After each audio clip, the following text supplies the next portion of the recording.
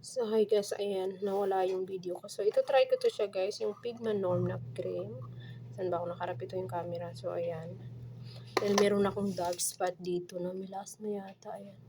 Hindi lang siya halata kasi sa linaw ng ilaw. Wala akong filter guys, pero iilaw yan siya. Ito yung kulay niya, ito. Saan ba? Ayan, yellow. So, ito try ko siya kasi gusto kong mawala. So, ayan, doon ako mag-mirror para pinahirapan pa ako eh. So, ayan. Meron din akong ganyan. Parang nakatalsikan ng mantika to eh. So, ayan. Bismillah. Nalas na yung aking bismillah. Dapat 28 days lang maubos ito. Kaysa mag-rejob ako. Ayoko mag-rejob guys. Kasi, ito siya yung tube niya oh. 30 grams siya. Ang bago natin yun. So, ayan. I-blend natin. Inshallah mawala siya kasi ayokong mag-rejob. Gusto ko yung natural lang na doctor recommended. Ayan. Lola na tayo. Pero need natin din. Di bali ako maitim kung saan maitim siguro ako, no?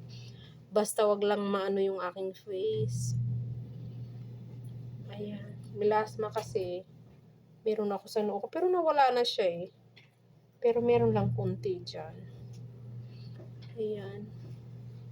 Mahal siya guys. 900 na rin to sa pesos. Ano ba yan?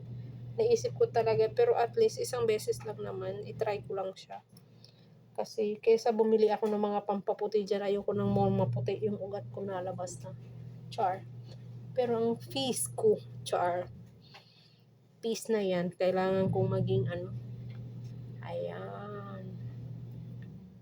Kahit dito lang ako sa mukha ko, masaya na ako kahit ganyan. So, ayan. Doon talaga ako nakasalamin. Ayan.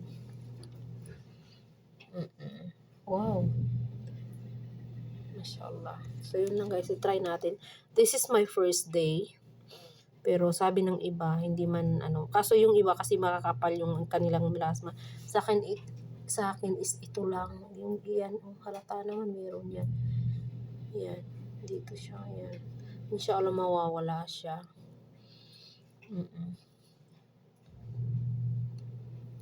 Okay. Inshallah. Thank you.